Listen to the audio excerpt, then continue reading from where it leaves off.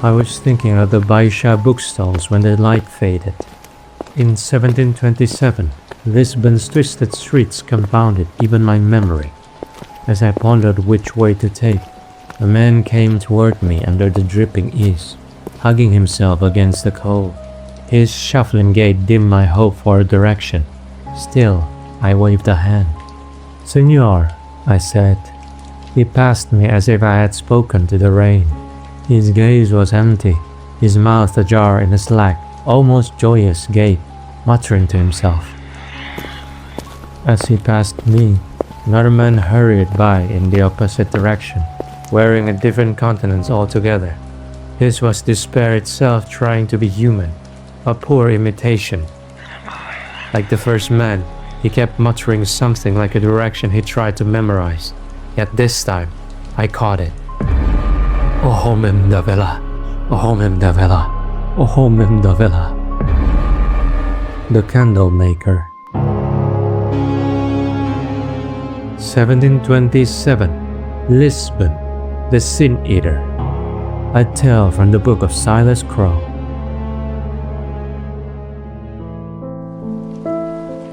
The city of Lisbon was a damp hive of crooked lanes and leaning houses, each weeping with rain. The Tagus River lay under a sky the color of pewter, and the wind that came of it was fat with salt and chimney smoke. Evening had come early, dragging its skirts of cloud over the tiled rooftops. The street lamps, those few still lit, shone in pale halos.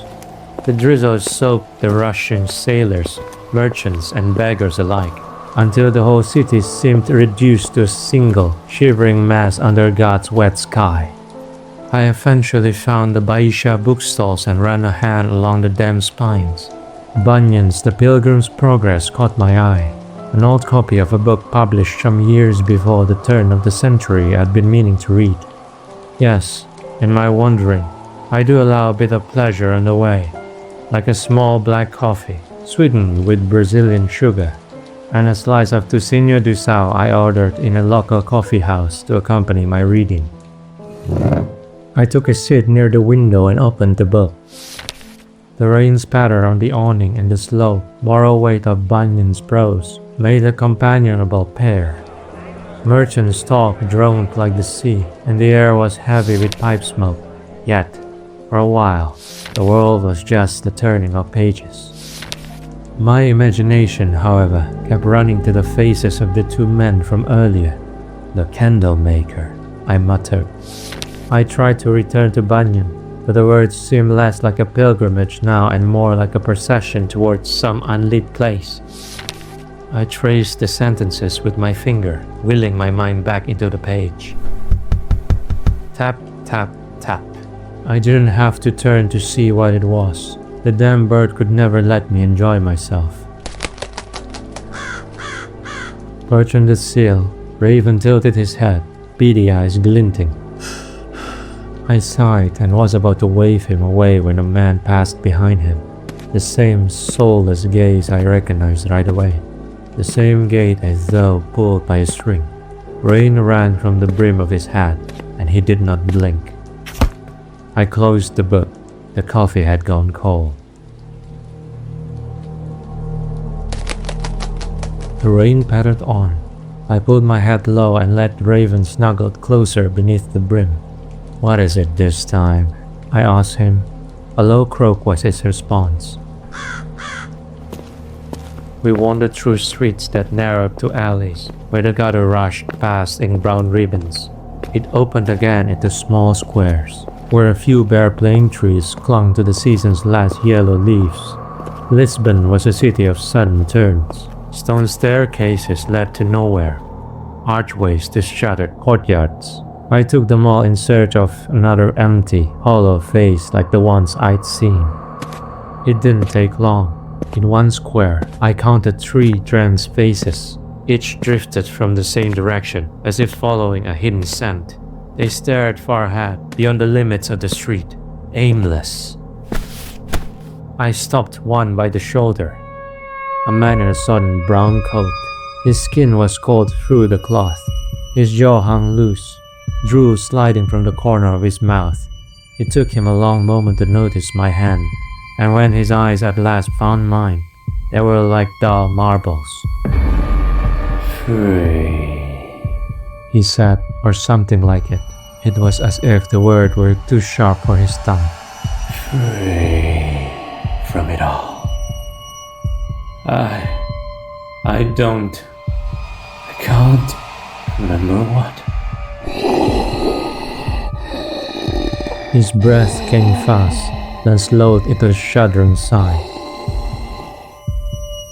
A smile, rapturous, mindless, curved his lips.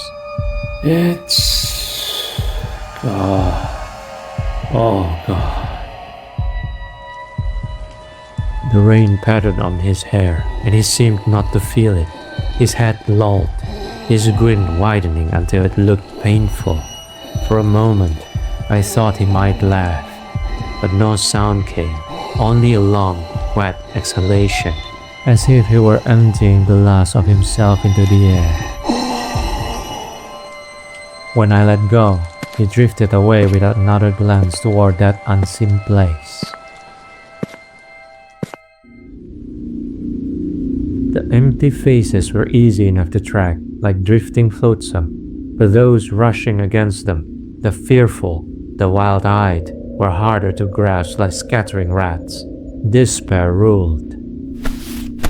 I caught one by the arm in a narrow lane, but he tore free with a cry, as though I had tried to drag him into the pit he had already fled. The alley drew me on.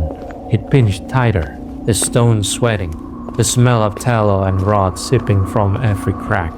The street lamps grew fewer until there were none, and I walked blind in the black throat of Lisbon. Only the shuffle of countless feet pressed against me, an endless procession of hollow shells drifting past. I knelt against the wall and opened a small tinderbox. A strike of steel and flint showered brief sparks, then another, until one caught the char cloth. I bent low, coaxing it to life with breath until the embers spread. From it, I lit a thin wax taper. The flame wavered, enough to draw faces out of the dark. The hollows passed me in their droves, brushing my shoulders, reeking of tallow and damp cloth. Raven hissed low against my ear, but I pressed forward. From the black, a dim glow beckoned ahead, like the promise of daylight at the end of a tunnel. I pressed forward, taper trembling in my hand. The further I went, the brighter it grew, until I saw it was no common light at all.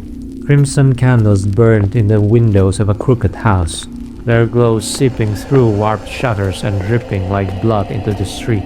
Each flame shuddered in the glass as though life, yet gave no warmth, only the impression of fever. I held my own taper beside me and saw the difference at once. Mine was plain, its fire yellow and true. Theirs, they smoldered as drops of fiery blood, unnatural, sanguine, a light that seemed less to illuminate than to stain. Even the rain looked darker when it passed through that glow. Raven croaked, and I could not tell whether it was a warning or an encouragement. A door slammed somewhere, hollow as a coffin shut. A husk of a woman emerged, shuffling past. She hugged herself, rocking as she went, lips slack with some forgotten hymn. Raven croaked low. This was the source. I stepped closer to the warped window. Its panes ran with rain, yet through the blur I saw rows upon rows of crimson candles. Their bloody glow pulled against the far wall, where a crooked chair slouched in shadow. The shape that filled it was too still, bent like wax poured wrong in its mold. Yet at first I thought it was a part of the chair. Only when the head moved did I realize the man. "The candle maker," Raven croaked.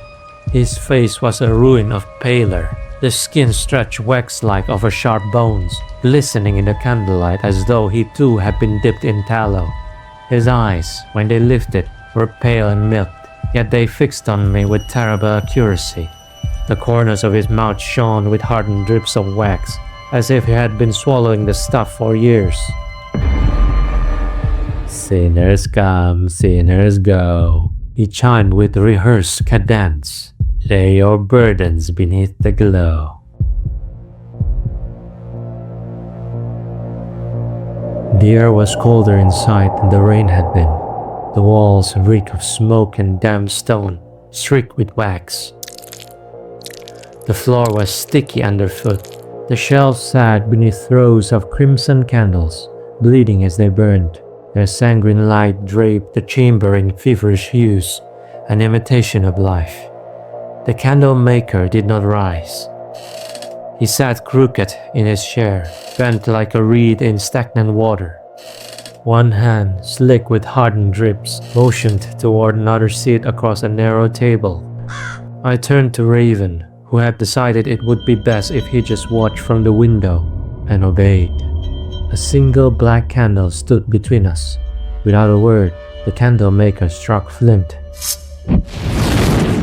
The sanguine flame caught with an unnatural hunger.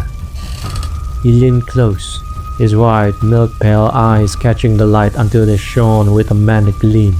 Unblinking, his gaze seemed to burrow past skin and marrow, searching for secrets buried deep. His mouth twitched into a stiff, crooked grin, as if it had been sculpted from wax rather than flesh. Sinners come and sinners go, I muttered. Lay your burdens beneath the glow. The candle maker finished.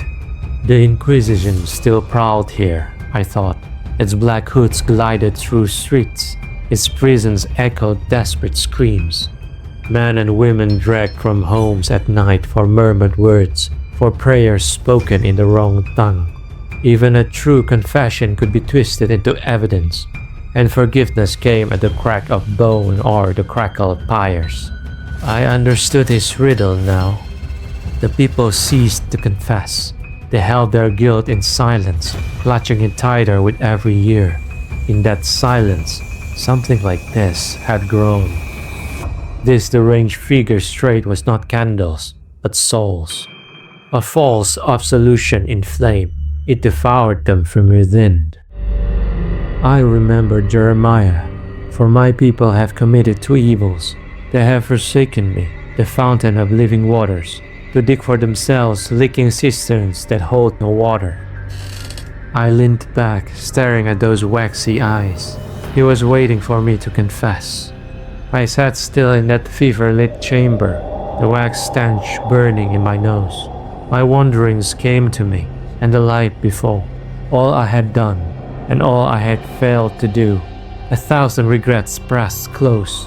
An innocent I am not. No man is.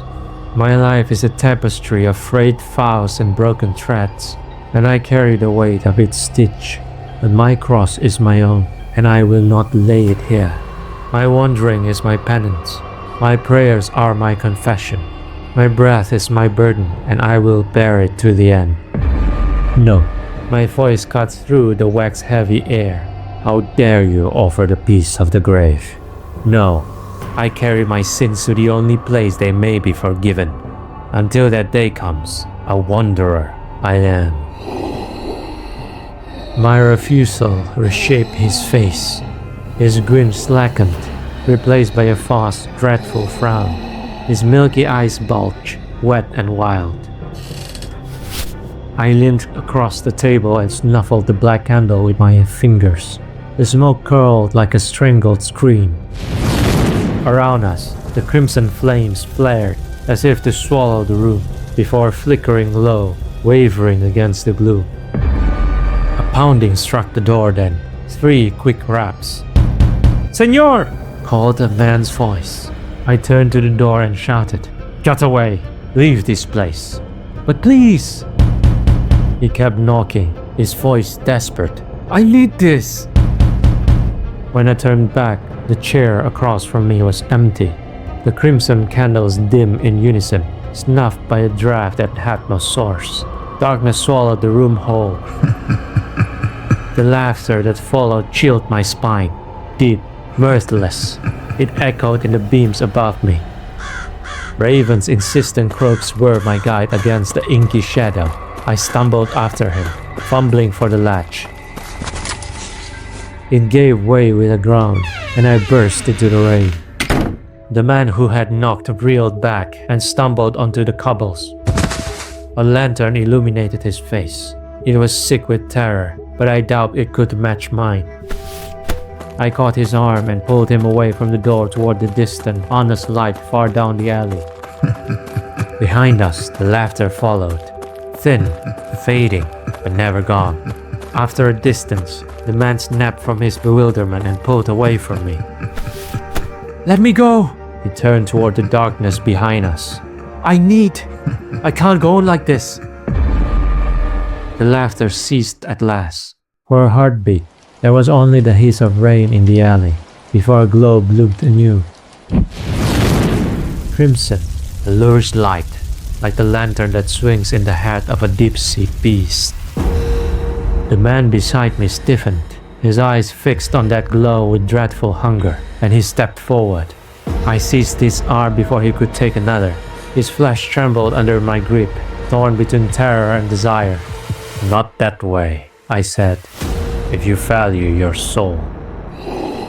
Even as I spoke, another figure brushed past us, rushing toward the sanguine shimmer. The rain slicked his face. His eager countenance soon vanished into the crimson dark. I pulled the man close, forcing his gaze from that feverish light. "Do not follow," I said. "What you seek there is no peace, but death." Behind us, the glow swelled and quivered in mockery. I turned the man toward the far end of the alley, where the honest lamps of the city burned, yellow, fragile, but true.